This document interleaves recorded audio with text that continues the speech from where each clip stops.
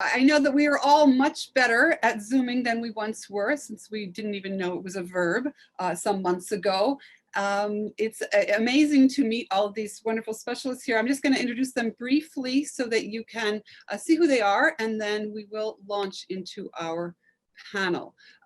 First, David Marples, Canadian historian, distinguished university professor at the Department of History and Classics of the University of Alberta. Tatiana Shchyttsova, professor at Department of Social Sciences and Center for Research of Intersubjectivity and Interpersonal Communication at the European Humanities University in Vilnius, who is also president of the International Association of the Humanities. Jadwiga Rogoża, senior fellow at the Center for Eastern Studies in Warsaw, specializing in Russian domestic politics, social, religious, national, and cultural issues, with a special view to the relationship between Russia and Belarus. Federigo Argentieri, director of the Guarini Institute for Public Affairs at John Cabot, professor of international security and comparative politics, and an expert on the contemporary history and politics of Central Eastern Europe and Italy. And finally, Jeffrey Trimble, international journalist, editor, and media manager, and lecturer at the School of Communication in the Department of Political Science at Ohio State University. And again, I'm Angela Brintlinger, director of the Center for Slavic and East European Studies. I'm a professor of Russian at Ohio State, and I have been to Minsk and to Belarus back in the day in 1988 as a student. I look forward to our presentations. I'm particularly excited to start with David Marples. But before I do, I want to quote one of our US senators who just less than a week ago reminded us that fundamental to democracy is the peaceful transition of power. Without that, he said, there is Belarus. With that, David, maybe you can start. Yes, thank you very much. It's a pleasure to be here. Thank you for inviting me. I would like to start at the very beginning of the Lukashenko regime. That is, how did he get elected and what have been the main features of his rule over the last 26 years? Well, in 1994, Belarus just developed its first constitution and agreed to have a presidential election in the summer of this year. Lukashenko in 1994 was not unknown, but he was not a leading player. He was the interim chair of a commission on corruption in the Belarusian parliament. And I looked before I came on here at some of the polls that were taking place at that time as to where he stood in terms of popularity. And a month before the election took place, he ranked fourth. By far and away, the leading candidate was Cabot, Vladislav Cabot, the prime minister, who was accused of corruption by this committee. And the second place was Jan Pasniak, the leader of the Belarusian Popular Front. And third was Stanislav Shushkevich, the former chairman of the parliament. Lukashenko, just a month before the election, was not expected to win. How did he manage to win? My own opinion is that he basically purloined the policies being put forward by Cabot, and he moved from being an avowed market reformer into someone who basically said, our way forward is with Russia through a military security union, exactly what Cabot had been saying. And he also claimed that he was the only member of the Belarusian parliament to vote against the collapse of the Soviet Union. Later that was checked and it was found out that he was actually absent when that vote took place. Lukashenko, you can see from that, is a very crafty operator without firm policies of his own. He's willing to adapt to the situation. In other words, he put forward a manifesto that he believed would get him elected, and it did. I think the fact that he was on the committee for corruption was also a major factor, because corruption was one of the main problems of the regime, and Cabot in particular was targeted for that. Once elected, however, according to the constitution, he could stay in power for 2 terms maximum of 5 years each. And within a very short time, he managed to change the laws through referendums. He had a referendum in 1995, elevating Russia to a state language, changing the flag, empowering the presidency and its role. In 1996, he changed the constitution further. Parliament was reduced to a more or less talking shop of 120 deputies, reduced from 260. The Constitutional Court was also more or less deprived of its independence and made responsible to the president. In 1999, when there should have been an election, Lukashenko changed the rules so that his first year in office was dated from 1996. There was a mock election at that time in Belarus. The opposition put forward a mock election, and several things happened. Many of the opponents of Lukashenko at that period were simply eliminated. The former, well, let me just say one thing. In the former constitution, the original constitution, if a president leaves office, then the head of the parliament takes over temporarily. The head of the parliament fled to Lithuania. The deputy head of the parliament was kidnapped on the street and was never seen again. The former minister of defense disappeared and was simply eliminated. There were several murders at that time that have now been clearly verified. So Lukashenko stayed in power in any way possible. He did several other things. By a referendum of 2004, he extended the president's term in office indefinitely. And if we look at elections from those times onwards, you can say that every election was bitterly contested, ended in protests and violence, with the exception of 2015. In 2006, for example, there was a camp in the October Square in Minsk that lasted for several days. In 2010, there was mass violence in Independence Square in Minsk. 7 of the 9 presidential candidates ended up in jail on that same evening of the election. 700 people were arrested and many ended up in hospital. This is not something new, but there is a way Lukashenko has been elected, and I think there are a couple of points I should make as to why he stayed so long. One is that until now, until 2020, or at least till 2017 perhaps, he was genuinely popular. That is, he could command support of approximately 30 to 40% of the population. And he'd done this through what he called an accord with the people, whereby he would provide reliable wages and pensions, and the economy would thrive in coordination with Russia, which allowed subsidies of oil and gas, which Belarus then refined and resold to Europe for high profits. It was called the Belarusian economic miracle, and that is what kept Lukashenko in power so long. It ended for 2 reasons. 1, a recession in 2008 to 2010, and 2, that the relations with Russia began to decline with Putin as president, not immediately, but gradually. And the union of Russia and Belarus, which had been in place technically from 1999, and originally Lukashenko thought he might exploit that to actually become the ruler of Russia at some point himself. This was dismissed by Putin. It was brought back again recently when Putin tried to make it some sort of reality. But once he'd fallen foul of Putin, then he had to operate very skillfully between Europe and Russia, moving from one way or to the other in order to stay around and to stay alive. And again, until 2020, he'd done so successfully. I'm going to leave it to Tatiana to explain why he has become suddenly unpopular. She's on the ground there. But one should give him some credit for his political skills, despite his brutality, despite his infringements of human rights. This is a political operator of the 21st century of great ability. And he's managed to do it until now. And now he's in a position where he's got nowhere to go. And I believe that it's more or less the end of the road for him. It's just a matter of time. So I hope that's given you just a little brief background. I know we've got a lot of speakers, so I won't detain us further, but I'd be happy to respond to questions. So thank you. Well, may I continue, Angela? Yes. Yes, that's wonderful. Thank you so much, David. Tatiana is in Lithuania, right next to Belarus, and she'll take it from here.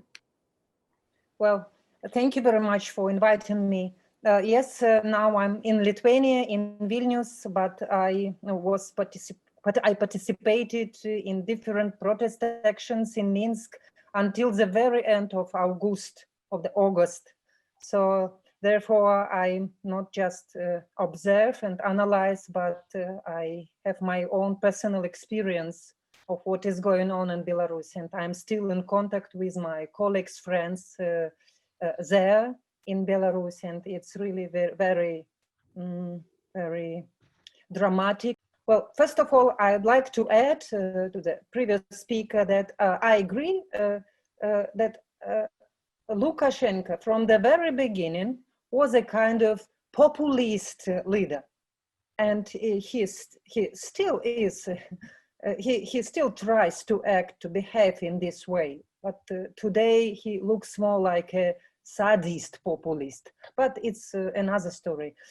Now back to this historical, social historical context and preconditions. The most part of the last decade, Belarusians still lived under the conditions of the so-called social contract between the state and citizens. The social contract meant that the state provided a minimum level of socioeconomic stability, and citizens in return delegated to the authorities the solution of all issues related to governing the country. That is, they were passive as citizens. They adapted to the authoritarian regime. Actually, more than 2 decades, the authoritarian regime relied on this social contract. And it means it excluded real civic engagement in decision-making at all levels of government. Let me refer briefly to the results of the National Sociological Survey citizenship test conducted in Belarus by the international non-profit organization PACT. The results of this research were published in February 2017. According to this survey, about 99%, so almost 100% respondents answered that they have no impact either on local government policies or on decisions of the highest authorities and the state policy. At the same time, social cultural life in Belarus during this last decade continued to develop in terms of 2 parallel realities: the official reality and the alternative one, or the independent one, non-state one. There are many examples of this: youth organizations, associations of writers, media, etc. If you look at our social cultural field, as a rule, we find these 2 parallel institutions and parallel activities.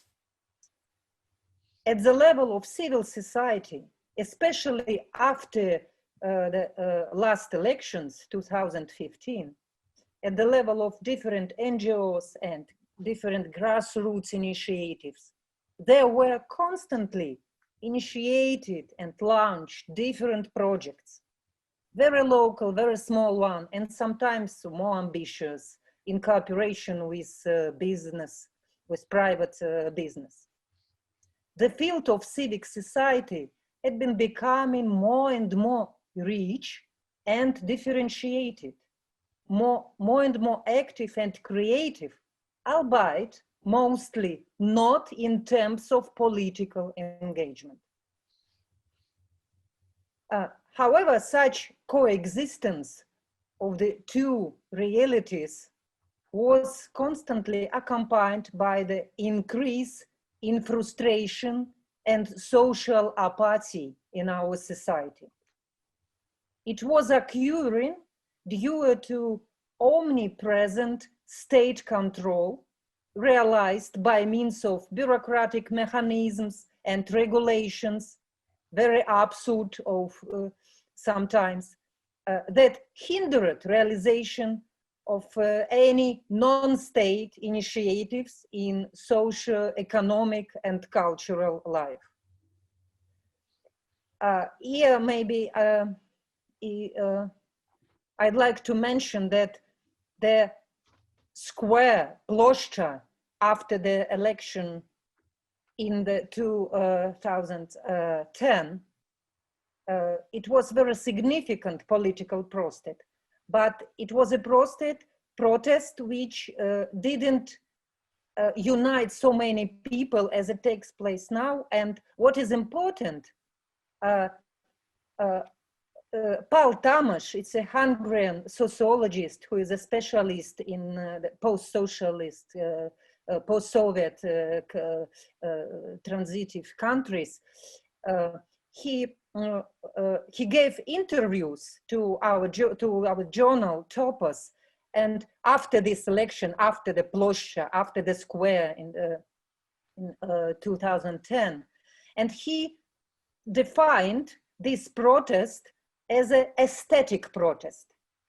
Aesthetic protest in terms that it was a protest of people who protested on the basis of another vision of, so on the basis of their preferences of another style of life, another aesthetic of life, another values, of course, as well. But as I said, this definition, aesthetic protest, really is indicative. And this time, it's not applicable anymore. Then, since 2017, I think, we can discern different signs of gradual erosion of the social contract between the state and citizens. The erosion took place, this erosion took place also due to economic situation, of course. One of the first very clear signs that the erosion of the social contract has begun was the protest against the decree about parasitism in spring 2017. The most recent manifestation of a significant change from the social contract to active citizenship in mentality of Belarusians was connected with an outbreak of the coronavirus pandemic.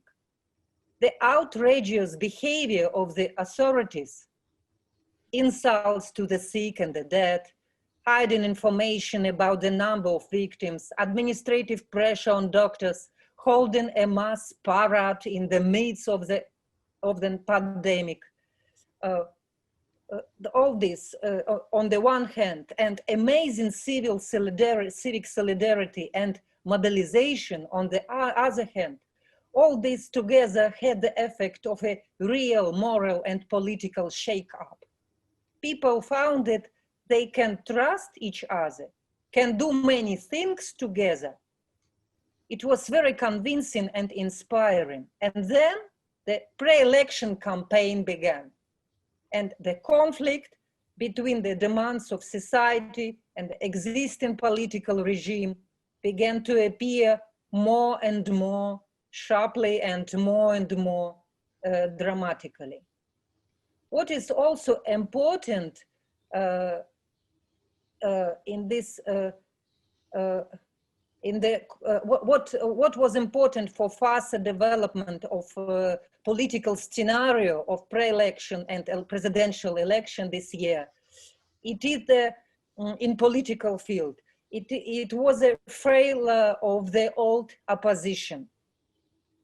I mean, first of all, the primaries organized by the representatives of key oppositional parties, and the opposition was completely discredited due to the fact that they failed to suggest one leader for upcoming for pre-electional campaign and presidential campaign. So it was I mentioned the most important one of the most important characteristics in different, in political and in social, cultural, fields in our society. What is important in terms of how that how it influenced further development of the events in Belarus.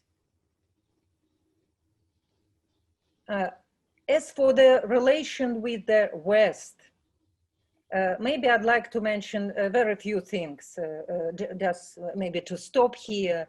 I think it's important that for understanding of situation in Belarus before this presidential election, it's important that after the last presidential election, I mean in 2015,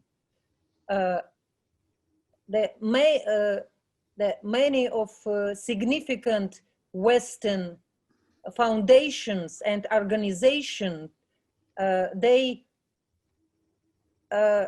developed very particular policy. They preferred to cooperate with the state institutions. They preferred to try to, by cooperating with the state institutions, as far as I understood, they tried to help to contribute to building bridges between non-state sectors and state sectors. So as far as I see, it wasn't very successful strategy.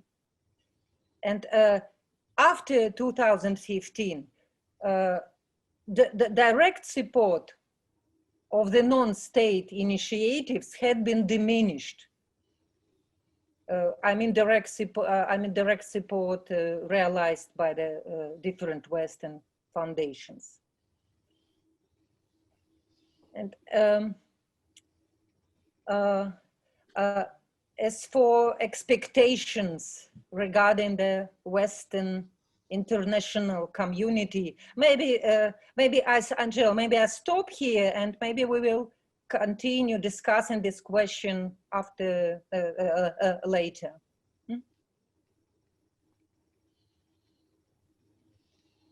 You are muted, Angela.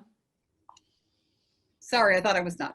Thank you so much, Tatiana. And thank you for bringing up the pandemic. Yelena Gapova, who is, I think, a colleague of yours at the European Humanities University, but who teaches here at Western Michigan University, was highlighting in a recent interview as well that point, that this clear demonstration of disrespectful attitude toward the Belarusian people on the part of Lukashenko and the government was just shocking. And I remember just assuming that surely they're going to cancel that parade. Surely this isn't going to happen. It doesn't make any sense.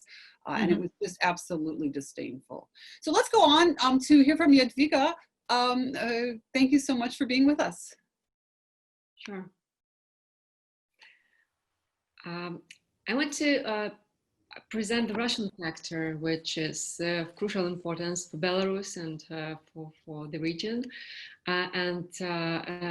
Russia with its strong historic ambitions of being a hegemon towards Belarus is also a factor in these developments. Why is Russia so involved? Because Belarus is of crucial importance to Russia on many levels, on geopolitical level, military level, security level, economic, but very importantly also political and cultural level. In military terms, Russia sees Belarus as part of, as a kind of a buffer between Russia and the hostile zone, the NATO and EU countries. And also Belarus is a potential area where Russia may develop its own armed formations in the event of the conflict with the West that Russia is seriously considering. Politically, culturally, Belarus is a part of this Ruski Mir, the term you probably know, the Russian world. That is a kind of a civilization space centered around Moscow. Russia has created a lot of organizations and institutions that are sort of a counterbalance to NATO, to the EU. So it's the CSTO, it's the Eurasian Union, it's this Commonwealth of Independent States, and everywhere Belarus is one of the key countries. When it comes to Russian instruments of leverage on Belarus, of influencing Belarus, there are very many, but there are also limits of its leverage. So Russia has a lot of instruments of economic nature, also security, military, political, but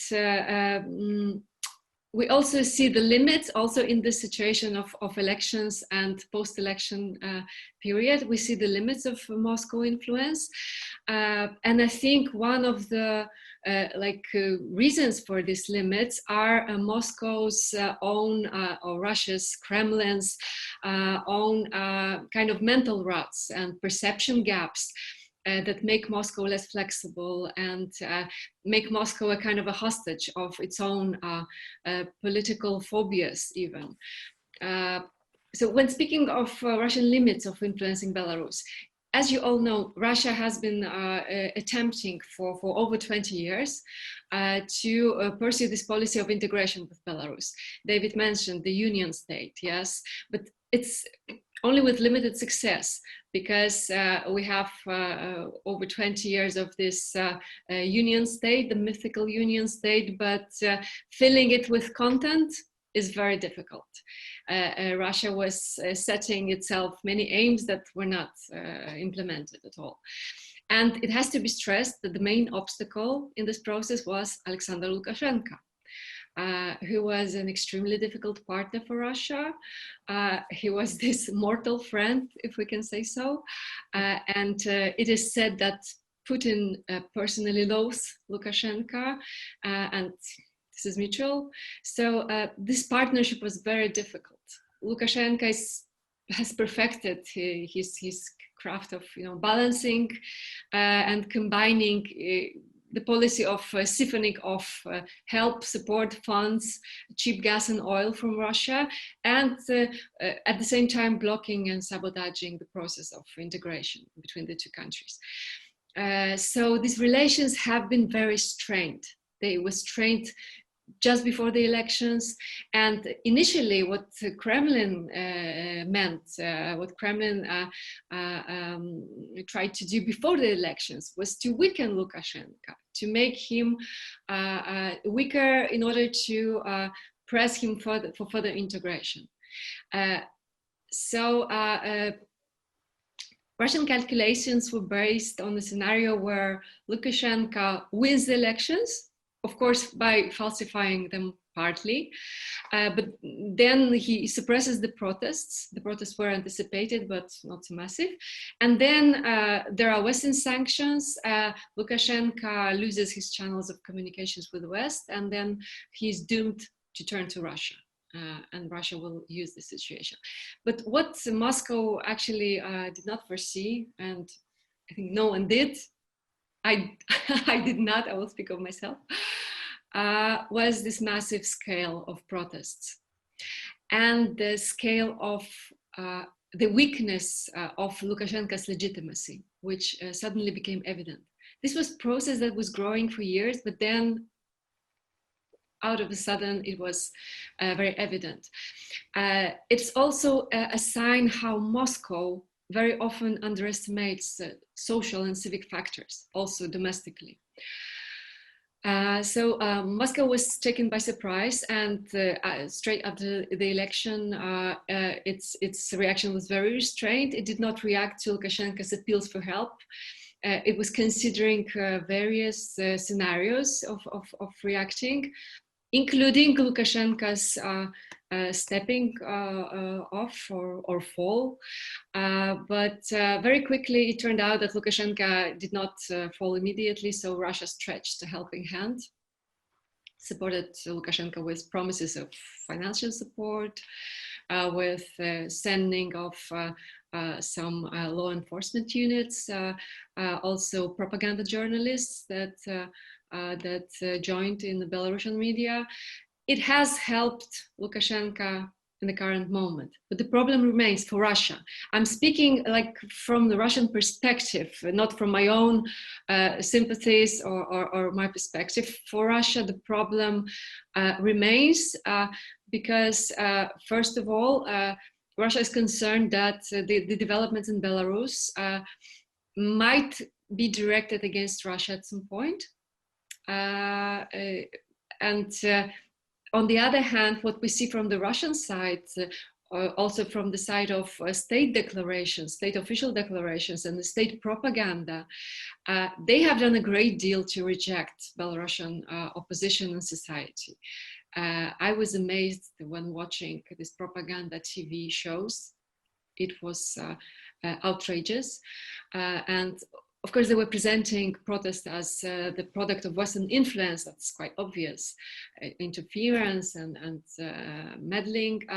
But they were mocking protesters and their leaders. They were mocking Svetlana Tikhanovskaya to such an extent that it's even seemed not pragmatic for Kremlin to be so one-sided. Second thing, Russia's support for Lukashenko, this unequivocal support at the moment, support for his repression potential, for his propaganda apparatus. Why did Russia act so one-sidedly and not trying to talk to all sides of the conflict in Belarus? I think that the social factor is very important for Russia, Belarusian social factor, even though Belarusian society is not anti-Russian and this protest is not anti-Russian. The very activation and empowerment of Belarusian society is a risk factor for Russia because it seems to be inevitably leading a strengthening pro-democratic attitudes in Belarus, pro-democratic, pro-European, pro-Western. So it's both in the context of Belarusian society, but also in the context of Russian internal challenges itself. Russian model of governance, and Moscow is anxious about the domino effect in its own society. So it is not in the Kremlin's way to talk to the street, never. Therefore, this strong support for Lukashenko. And another reason is for such a strong support is the attitude of the West, and the more directly, the more determined, the more active the support is from the West to the protesters, the more for Russia it becomes the question of confrontation, this eternal confrontation between Russia and the West. And Russia has to defend its zone of influence that it considers Belarus. So the tactic Russia has chosen seems quite risky because it seems that there is no return to the status quo ante in Belarus. Yes, whatever happens in Belarus, it's a chronic political crisis. And Lukashenko may stay there temporarily, suppressing the protest, but in the long run, he seems doomed. And Russia obviously sees that. Another problem for Russia is that Lukashenko, despite his desperate situation, he's not willing to make any concessions to Russia in this integration process. So for Russia, the problem is postponed, maybe, but not solved. And another risk factor that I would name here, just to finishing my input, is by postponing this problem of succession in Belarus that Russia has to be considering and is considering, I'm sure. So by postponing this problem, by prolonging Lukashenko's rule, Russia is kind of increasing the risk that this problem might get too close to Russian succession problem itself, because 2024, there are presidential elections in Russia. Of course, Putin may run, and he probably will run, but situation in Russia is not positive either. Plenty of economic development challenges, crumbling social support for the government, etc., etc. So postponing the this change in Belarus is also a risk factor for Putin itself. Once again, I want to stress that I was trying to present the logic of the Russian state, which is different from our own logic. But I have to say, my final remark is that Russian society was surprised and amazed by Belarusian protests, Belarusian activity, by also the form of this protest, by its peaceful nature, by its friendly, like, I don't know, human face of this protest, no violence, friendly relations. And I was amazed to see that many Russians who were, for years, they were absolutely trying to not to come too close to political issues. They were always saying that I'm not interested in politics at all.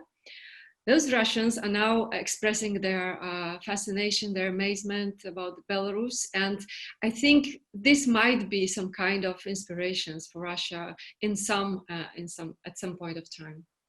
Thank you. Thank you so much. That is so interesting, and you're absolutely right. I think, I have these Russian friends who say, nasze dzieło poezja. Don't think about politics, think about poetry, we're literary scholars. And yet I have other Russian friends who watched Zelensky being elected in Ukraine and said, wait a minute, maybe things could happen here too. So certainly Belarus, I'm sure that they are watching Belarus very, very carefully, and especially these wonderful, very, at least from the protesters' side, peaceful demonstrations. So I want to turn this over to Federigo Argentieri, to hear a little more, perhaps Central European perspective. Yes, thank you very much. There is a question in the meantime on the chat, an interesting question which I will not be able to answer. Does Putin have a successor in mind? I have no idea of the answer, so I leave it to the other colleagues. Okay, a few Russian things. Successor or Russian successor? You mean Belarus or Russia? Yeah, no longer Bela and Belorussia, not Belarus. The Russians love to speak about Belorussia, not Belarus, which is not the same thing, of course. Rus and Russia are not the same thing, which is an interesting concept. I have studied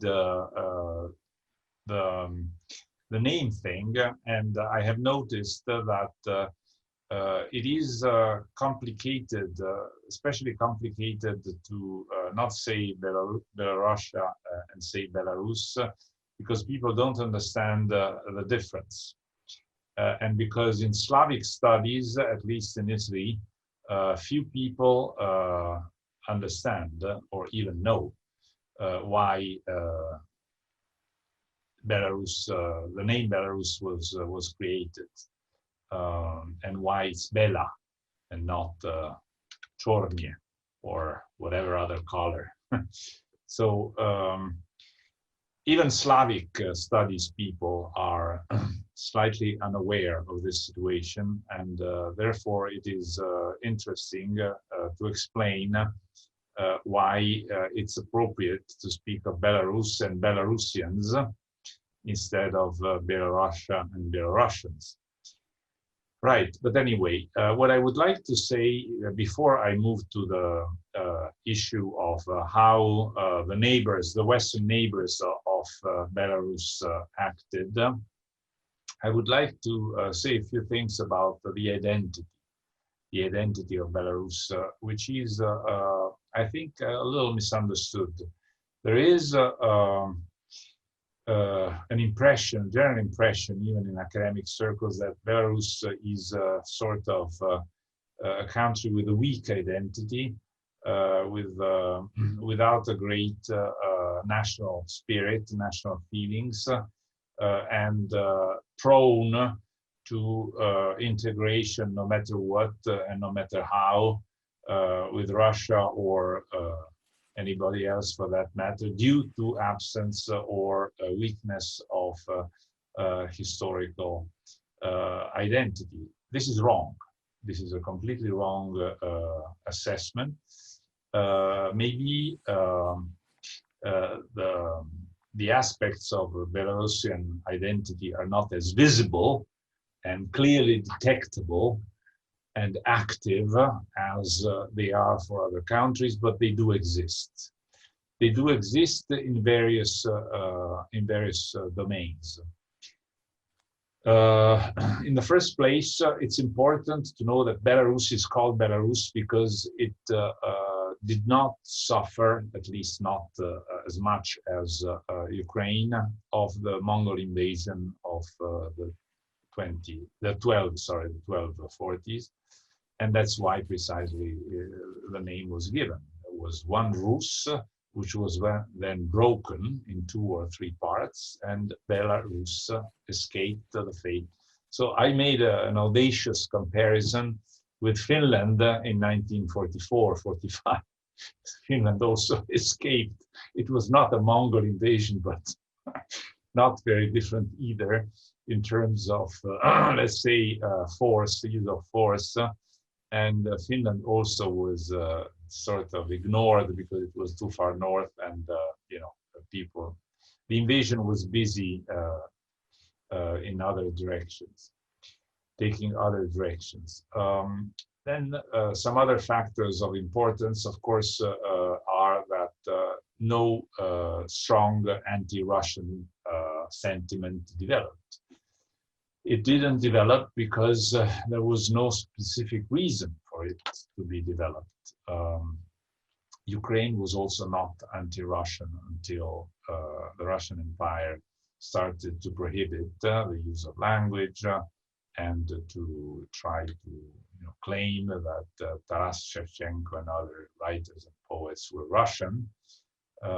And then at this point, of course, there was a reaction. Belarusian language was not encouraged, but not discouraged either. And the fact that the Russian Empire inherited or invaded the eastern part of the Polish-Lithuanian Commonwealth led to the inclusion of Belarus in the Russian Empire, but the language policy was not as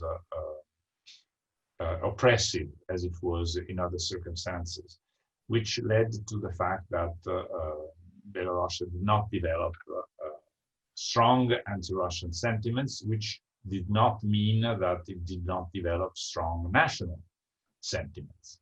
And then one thing that struck me, which I read about recently, and I didn't know anything about it, was that Belarus was the only future Soviet republic where the Bolsheviks in December 1917 gained a majority, as opposed to, am I right, Tatiana? We know that the Bolsheviks in the only free election for the Constituent Assembly managed to garner only 25% approximately and became the third party. But in Belarus,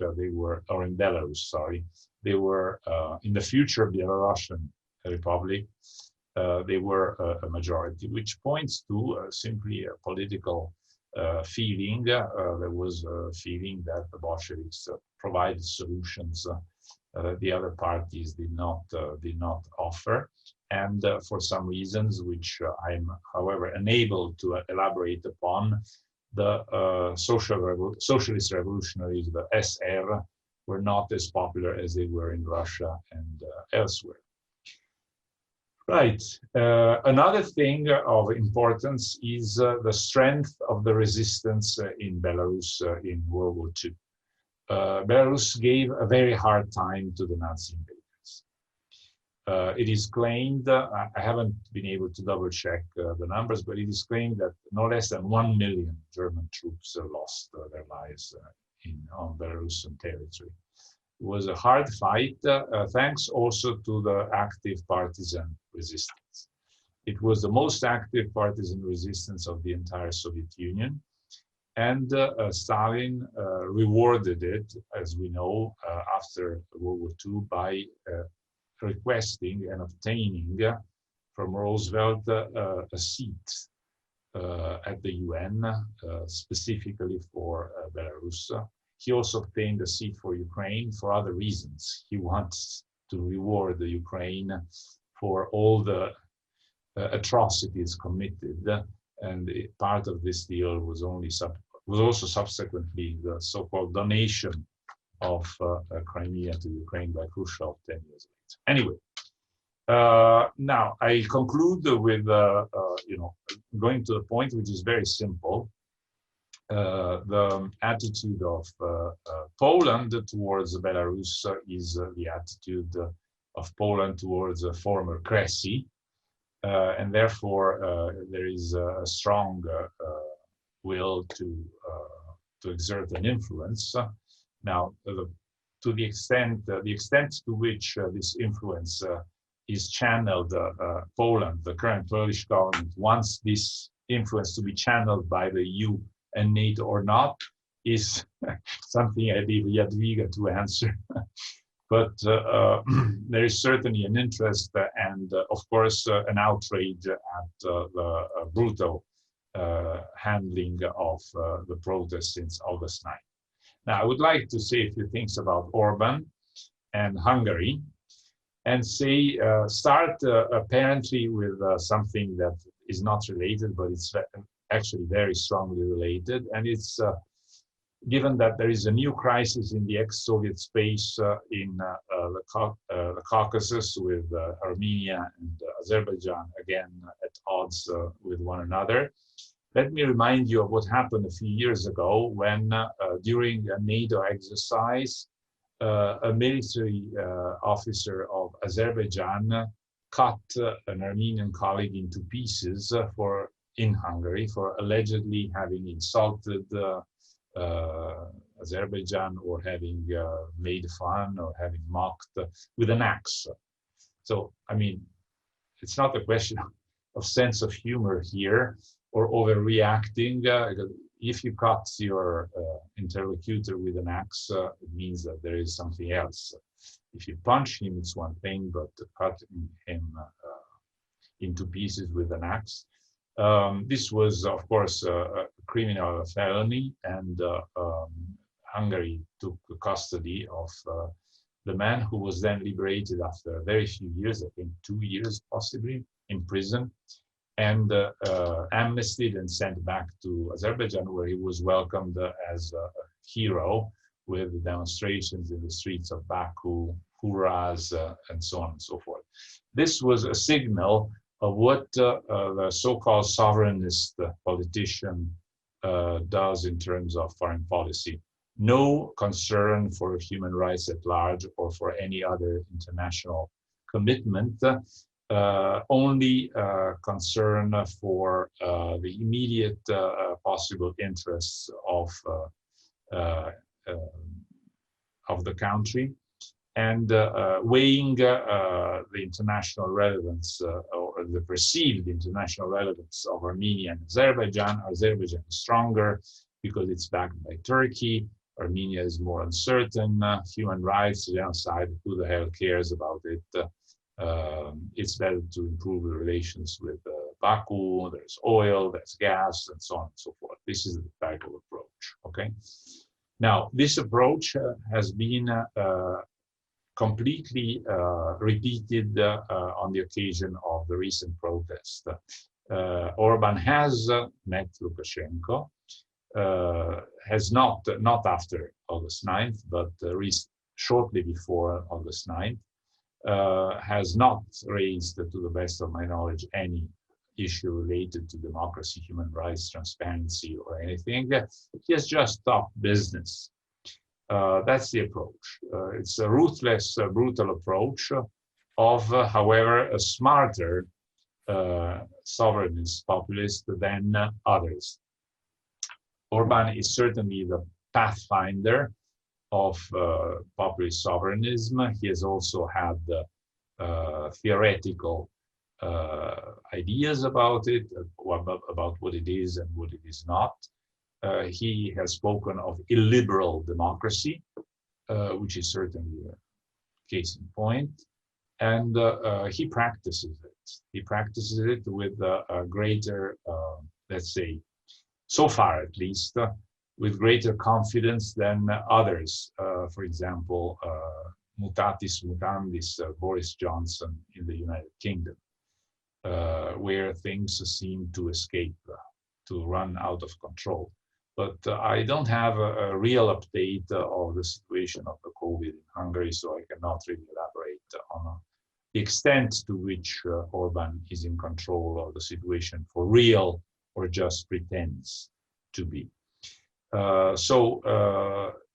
This attitude has translated into a vote against the resolution of the European Parliament. The Fidesz has voted against a resolution of the European Parliament issued recently, a resolution that condemns the violation of human rights and the electoral fraud in Belarus, and promotes sanctions and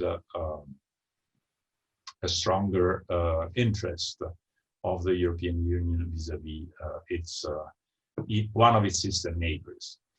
The fact that the Fidesz has had the guts of voting against this resolution, alongside with Alternative für Deutschland, which is a party way more to the right, at least on paper, than Fidesz, and Le Front National in France of Marine Le Pen.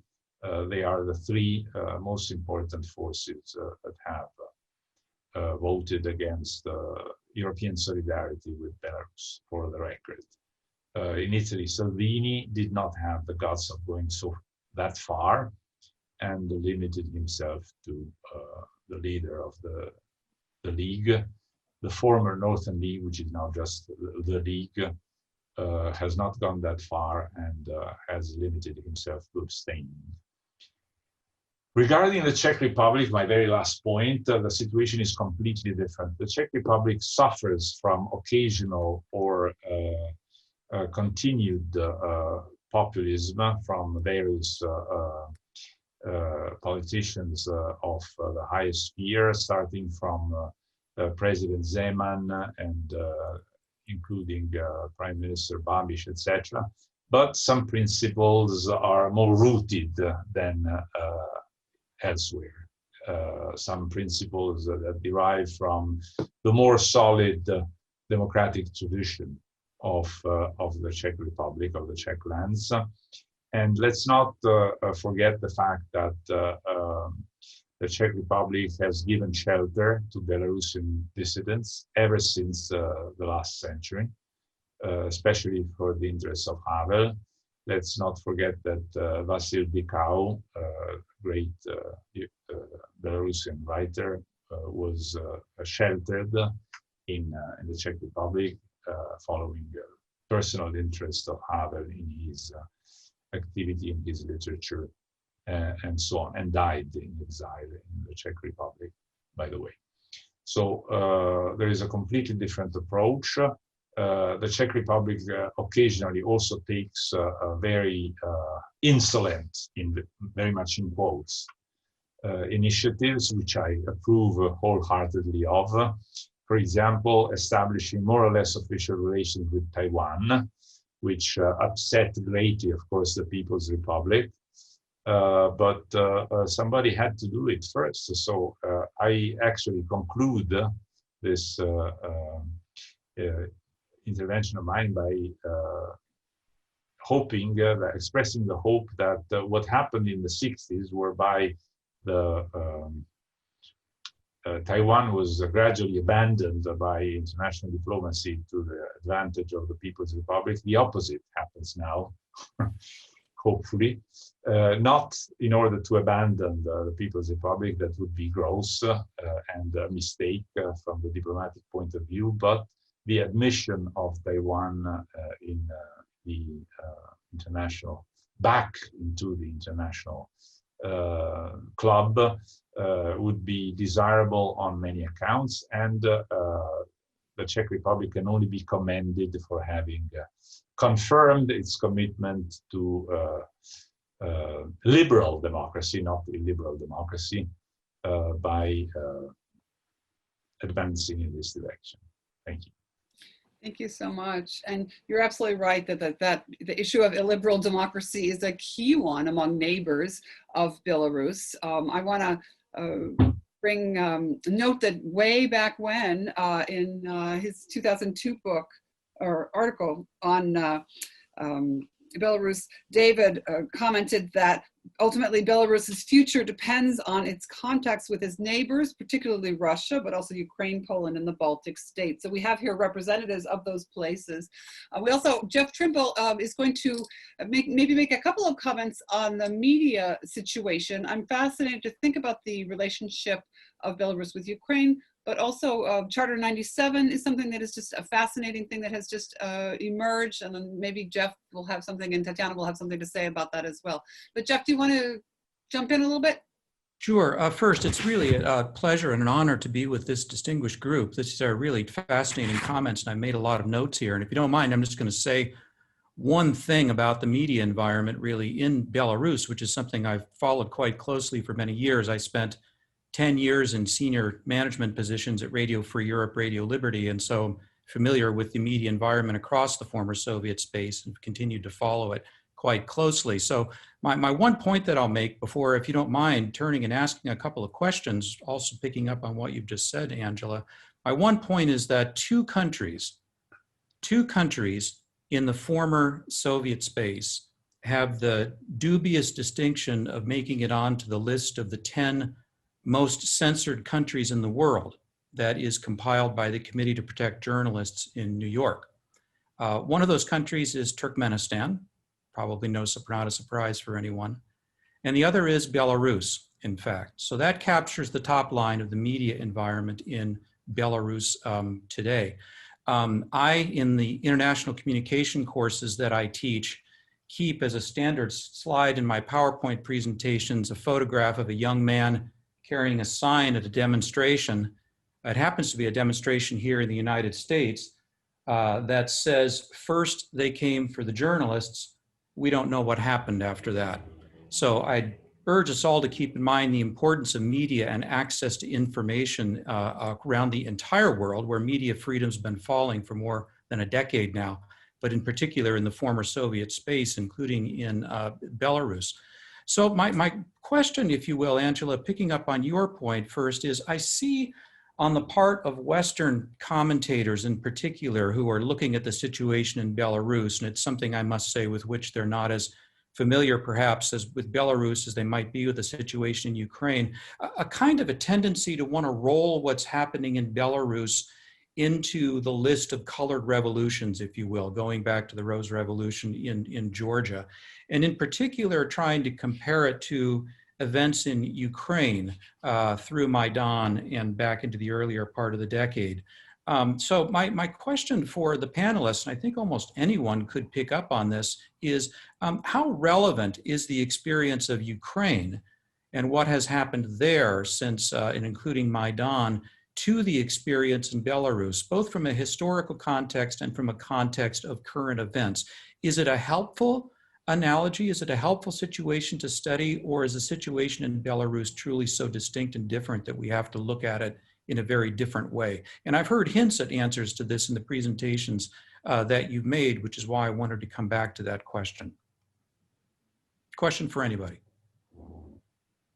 David, take it. Well, I put my hand up because I actually wrote an article on this very question quite recently. And my answer to that was not really, no. I think that the events in Belarus today might be compared with the Orange Revolution of 2004 for the simple reason that the initial reason for the demonstrations was a fabricated election result that they wanted overturned. But otherwise, I don't think so, because if you look at the Maidan, the Maidan took on several phases, but perhaps the overriding elements of the Maidan were clearly a pro-European direction, and by early 2014, clearly an anti-Russian direction. And that's not happened in Belarus. There is no indication whatsoever that these protests are protests against Russia. And ironically, it was Lukashenko who first suggested that the Russians were in fact coming to the aid of the opposition by bringing in these Wagner mercenaries who were promptly arrested by his regime. So Lukashenko himself has been inconsistent on that question, but I don't think in terms of the opposition in Belarus, this is also a social media protest. I mean, you've talked very accurately about the media crisis in Belarus, but I think also on social media, there are outlets that Lukashenko hasn't stopped and probably can't stop. I'm thinking of the Telegram Nectar channel in particular as being fairly important, well, very important in organizing some of these demonstrations, moving promptly if there's some kind of danger lurking, if the riot police are in a certain area, they can quickly move to a different area in a very skillful fashion.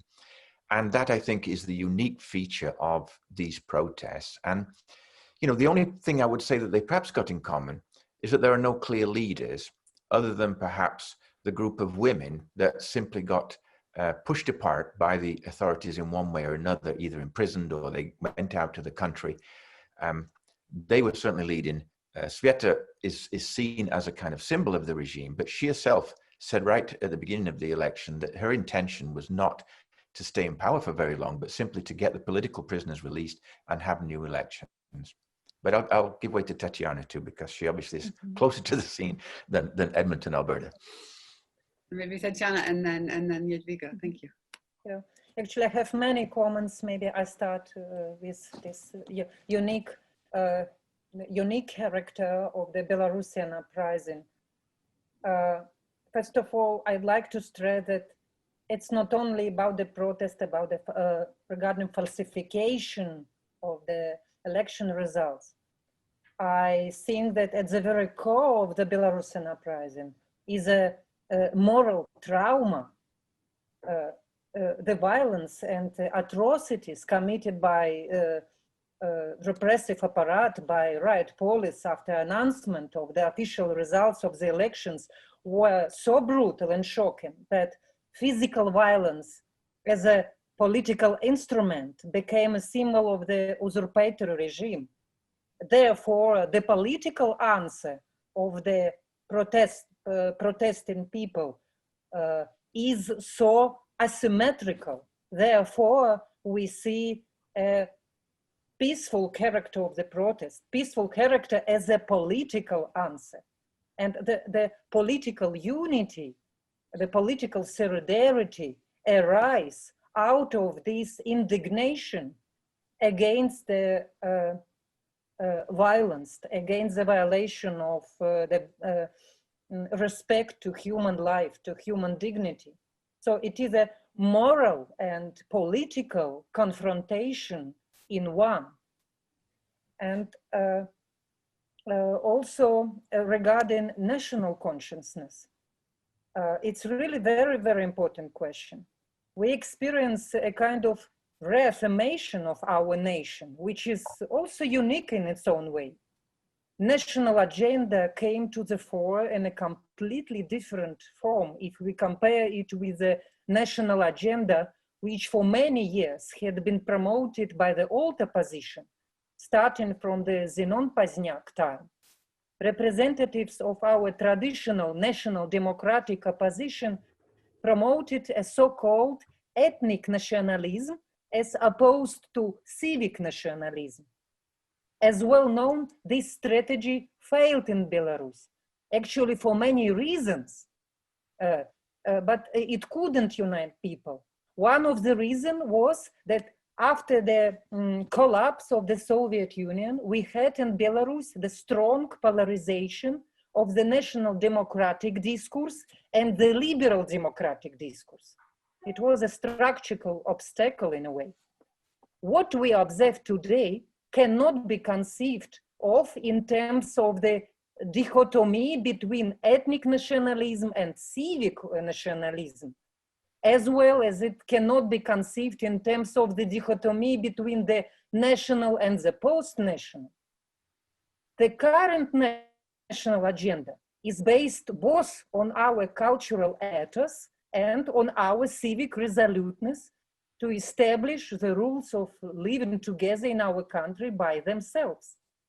In this connection, it's noteworthy and truly amazing, I think, that the historical Belarusian flag, the white, red, white one, which very long time was associated with the old opposition, has again become a symbol of national unity.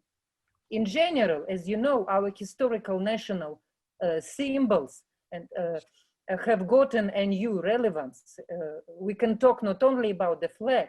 People everywhere sing Pogonia, as a kind of hymn, and other Belarusian songs, use historical ornaments and coloristics. I'd like to pay attention that it's a very delicate and essential moment.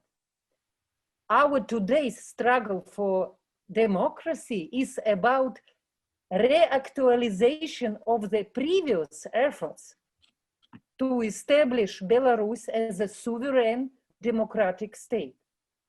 I mean that the historical task is the same as it was in 1918 and as it was during the 5 years from the after the collapse of the Soviet Union and approximately till 96, when Lukashenko organized this referendum and these amendments to constitutions were introduced. It was already discussed. So this historical task is the same, but the situation differs. And what is also very important, it's this decentralized leadership. You've marked in your question that we don't see a clear one leader. I don't think it's a disadvantage. It's a peculiar element which creates a new political situation. And now we see that it was very fruitful from the very beginning that the political leader we had, I mean Svetlana Tikhanovskaya, she hasn't represented, I mean in frame of the pre-election presidential campaign, she didn't represent some particular political party. She just advanced this idea to restore the representative democracy in our country. And therefore, it became possible that people from different social groups, people representing different political movements and groups and parties really united, and we observe such a unique solidarity.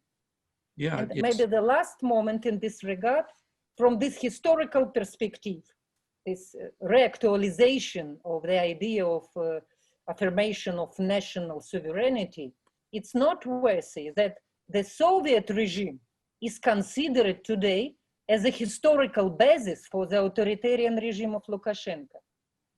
Cruel violence of the today's riot police, OMON, in relation to protesting citizens is not only juxtaposed with crimes of fascists, but also is historically linked with repressive actions of NKVD officers.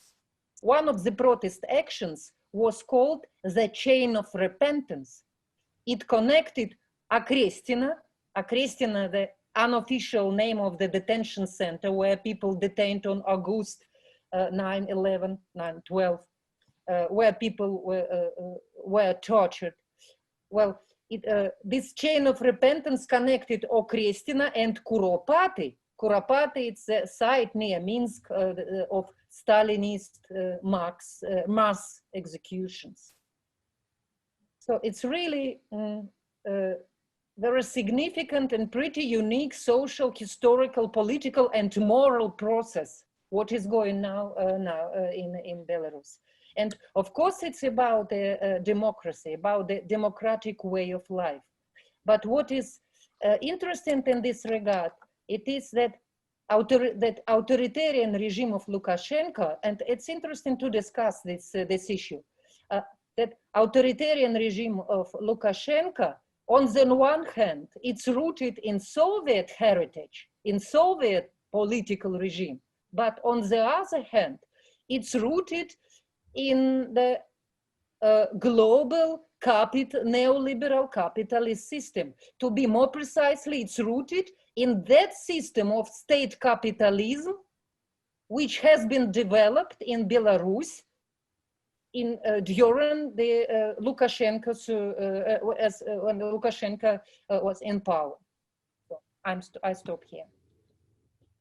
Interesting to me to note your point about that David made as well, about the relatively speaking leaderless nature of the opposition, and it's analogous to the media environment, and these things are both fueled by the internet, if you will. The old media model was large media outlets broadcasting to audiences one way or another, whether it was state television or Radio Liberty across the border on shortwave or that kind of thing. And of course, the new model, and David mentioned Telegram in particular, has to do with small and many. It's social media, it's messaging apps such as Telegram, and all this is made possible in Belarus. People keep asking, well, why can't they just block all this stuff in Belarus? And the underlying infrastructure reason for that is that the internet in Belarus was not shaped based on a totalitarian control model. It was crafted and shaped in the relatively liberal 1990s. It does not have the underlying technological backbone that China's internet has, the internet that was really created in order to further oppression or to quickly react against free speech. And it's been a real challenge for the authorities to crack down on the internet, even using Telegram now. While people are having trouble using it on their mobile connections, for the most part, they're still able to use it on Wi-Fi. But I digress a little bit. Just the interesting of the big versus the small, and the challenge to authoritarians of dealing with the many-fold nature of either media outlets or leaders. Just to add one proof, so to say, or several proofs. Exactly, it's a principle of networking, constant networking. And this principle of networking works at different levels. So look how the coordination council works. There is a presidium, there is a basic body, and expanded body of this coordination council. And beside, there is a civil society, many grassroots initiatives. And look that at every level, we observe this decentralized leadership. At the level of presidiums, there were, at the moment, most of these people are detained or were forced to leave the country, but nevertheless, it's a group of people and everyone contributes something. The same at the level of basic body of this basic part of the coordination council.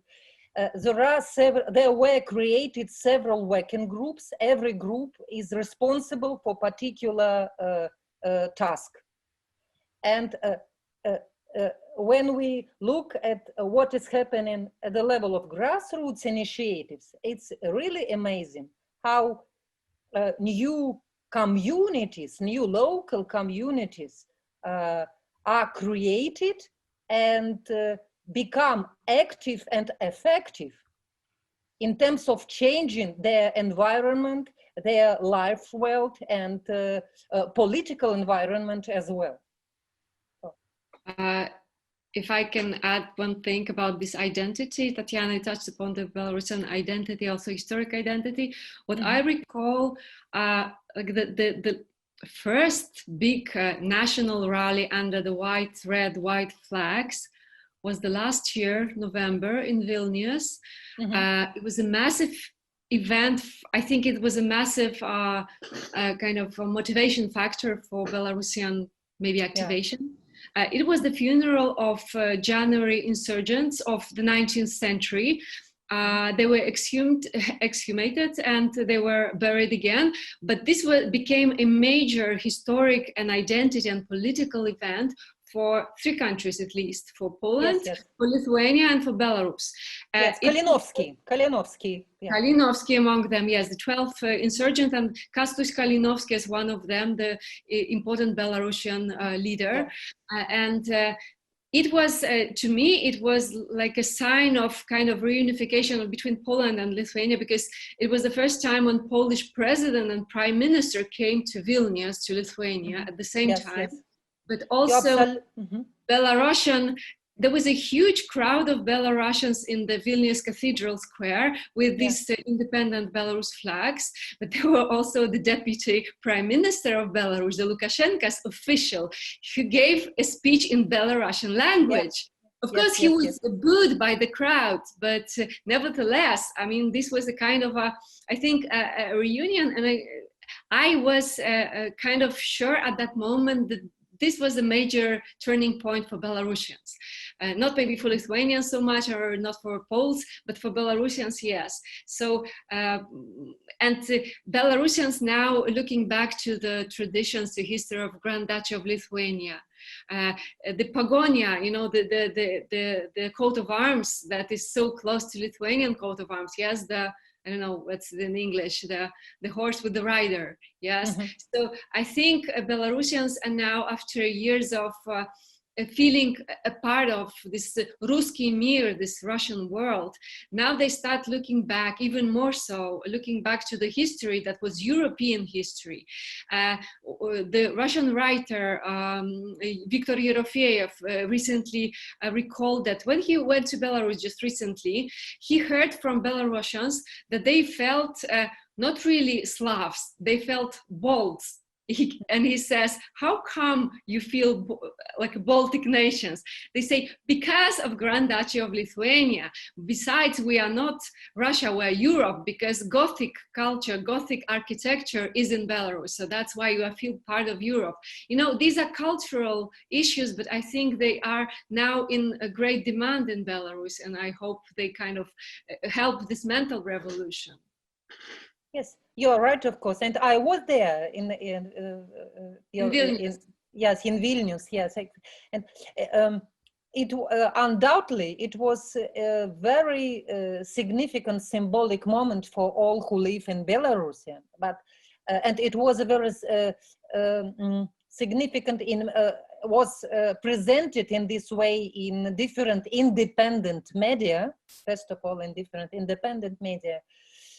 But I would say that at the end of the 2019, so at the end of last year, this event wasn't yet, didn't yet have such a uniting impact, such an impact that could unite all nations. Mm-hmm. Also, it was symbolically very significant. Actually, at the end of the last year, there were two significant political events. The one you now described, and the other, it was in December. There were protests against integration of Belarus with Russia, and it was a first clear political sign of how Belarusian civic society is sensitive to the question of national sovereignty. I think David wants to jump in real quick. I just want to add two interesting questions in the chat and not very much time left, so we'll try to finish up. I'll be very quick. I just want to add one thing to what was said, and that is about Karapati. I've been visiting Karapati quite regularly as part of my current research project. And last, I think April 2019, the government smashed about 100 crosses on the outskirts of Karapati. That caused more outrage than most other events. I mean, at least it rivals, I think, the lack of attention to COVID-19, where Stalinist massacre of the population in Belarus was treated so sacrilegiously by the regime. And although the regime put some sort of monument there, they have had a long conflict over Karapati for at least 4 decades now, since 1988, well, 3.5 decades.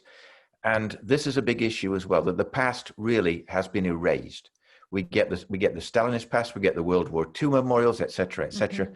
We don't look at the impact of Stalinism on Belarus and how it destroyed national culture and language. And I think that is an important point to make.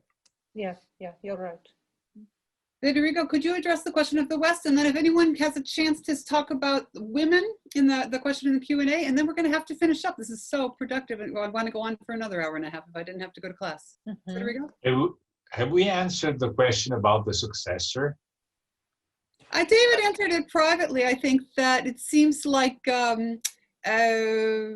most of the original election candidates, he said, would have been generally acceptable given their close connections with Russia. Okay. Okay, yes. I think we should admit that we didn't talk too much about the West, but a lot about Belarus. But nevertheless, with the exception of Tatiana, we're all the West with regards to Belarus. So we have talked about perceptions more than about policies. Of course, much depends on November 3rd. If November 3rd confirms the current situation, it will be one thing. And if November 3rd changes the current situation, it will be quite another. So probably Lukashenko has his own favorite candidate, alongside with Putin and several other, Orban, not to speak about Orban, and several others. Illiberal democracy is in power in the United States, I dare say, and it is challenged by a supporter of liberal democracy. We'll see in a few hours, very few hours, how the first duel goes. But I think this is the main reason why we didn't discuss much, because so many things depend on what will happen on November 3rd. And of course, the Democrats of Belarus and the democratic opposition, old and new. I remember Charter 97, which probably is part of what you called, Tatiana, the old opposition. And the new opposition, the women that lead the protests since August 9th, have also their favorite candidate for November 3rd, I suspect. The European Parliament I discussed, but I responded privately to the participants who asked the question. We discussed about the European Parliament. We could discuss about Italy, France, Sweden, Denmark. There have been, there is a Facebook page from Belarus. I don't remember the name, that shows pictures of the demonstrations happening in Western countries, and they are extremely effective and interesting. There's been one demonstration in every each and every Western country so far, at least one, in solidarity to Belarus. There was one in Milan yesterday, and many others in many other places. I hope I've been That's good, thank you. exhaustive in my answer. We're really almost running out of time. Anything more on the role of gender in the recent Belarus protests? I think we kind of covered it a little bit. Anybody? I can just add shortly that women as a symbol of protest, probably unwilling symbol, because they kind of, Lukashenko helped uniting the opposition and helped creating kind of a single candidate. So Svetlana Tikhanovskaya, who became an unexpected, unwilling, maybe a symbol of this soft revolution. I think this is like, you can say it's a part of this fight between soft power and hard power. Soft power including a peaceful protest, including economic development, including culture, including openness to modernity, and this hard power that Lukashenko symbolizes, the obsolete, archaic, hard force based on industry, based on military sphere, etc. So you have the clash of these two worlds, and women are a great symbol of this soft, gradual social changes that take place in Belarus, but also I think in Russia, less visible than Belarus, but still. I may add just very shortly that I would say that one can speak not only of reaffirmation of the nation in terms of political subjecthood, but also about reaffirmation of women's political subjecthood in Belarus. What is happening now.